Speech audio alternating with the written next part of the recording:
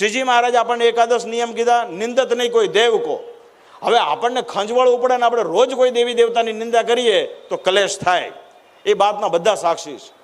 માટે બધાએ બહુ માપે માપે વર્તવું જોવે. આ જીવનનો કોઈ નિર્ધાર નથી, ગમે ત્યારે દેહ પડી જાય એમ છે.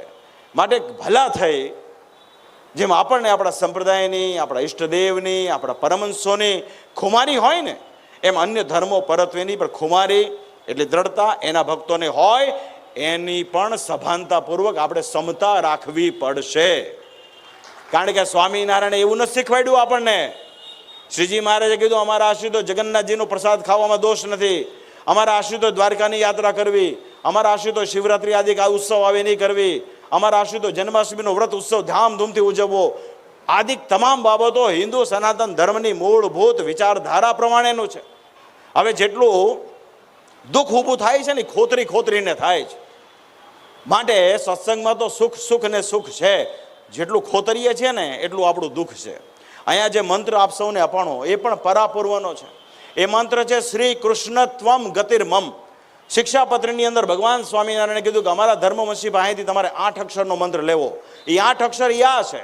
હવે મને ડાપણ હું જે હું અખ્તર ડાયો હોઉં તો હું એમ વિચારું કે મારા ઈષ્ટદેવ તો સ્વામિનારાયણ છે, મારે શ્રી કૃષ્ણથી હું લેવા દેવા છે. અને હું એમાં હરિકૃષ્ણત્વમ ગતિર્મમ કરું તો કેટલા અક્ષર થાય? કેટલા થાય? 9 થઈ જાય. હવે આજકાલ સામાન્ય મોબાઈલ બધા રાખતા હોય, એમાં પાસવર્ડ હોય, એમાં કાનો માતરે બદલાય તો તમારો મોબાઈલ ખુલે છે ખરો?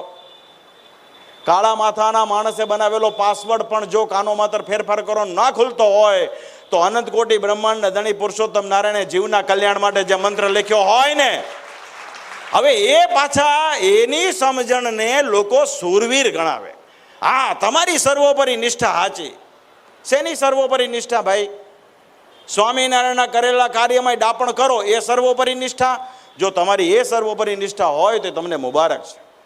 તો વાલા ભક્તજનો, કુલ મળીને વાત એ છે કે મૂળ સંપ્રદાયના આપણે બધા અનુયાયીઓ છીએ. ધર્માદા વિશે સ્વામીજીએ બહુ સરસ વાત કરી છે. ધર્માદાનો અધિકાર કેવળ દેવનો છે. ઘણા લોકોને બહુ જલ્દી ઉદય થવું હોય, નાનકડો પોપડો લીધો હોય. આજકાલ મેં તમને કીધું પૈસા બહુ થઈ ગયા, હસુભાઈ સાચું ને? એટલે હરિભગતને પૈસા થાય ને હરિભગતને પાછું તરત આમ ઉપડે, સમજ્યા?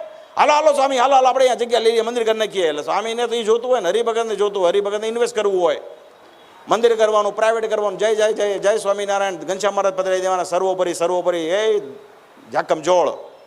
પછી વાંય ભલે જે પદ્ધતિ શરૂ થાય. તો વાત એ છે કે ભાઈ સાહેબ, જેટલું સંપ્રદાયની રીત પ્રમાણે થશે ને એમાં જ ભગવાન રાજી થશે. તમારી જાણ માટે અમદાવાદની અંદર